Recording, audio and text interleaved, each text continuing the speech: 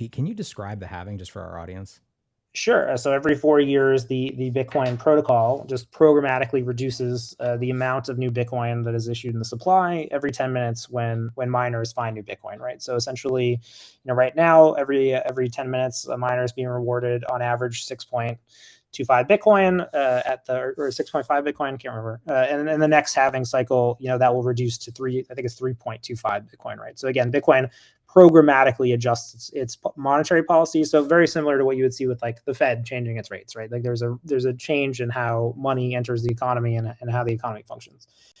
So two of those halvings, like the 13 halving and the 2017 halving, have happened during times where the traditional monetary environment was very strong, right? Like there were strong economies where people had a lot of money, they were buying and selling a lot of things.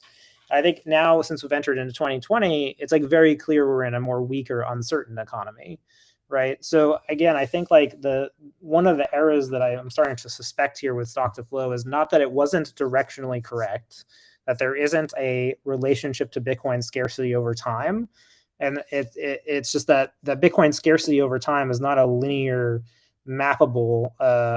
It's one component of a larger puzzle, and another equal component is just the attitude of the general economy, which is where people are coming from, right? So, one of the reasons I think you saw this recent market crash is, sentiment about the regular economy, the traditional economy, is very bad. People think the United States economy is entering a recession. People think that this was the same case in 2020, right, when Bitcoin double tested the bottom, low of 3,000, right? People, it was back around 10,000 to start 2020, went back to 3,000, because of the macro uncertainty. So I guess what I would say here is that, again, stock to flow, what was it trying to say? It was trying to say that there is a relationship between Bitcoin scarcity and time.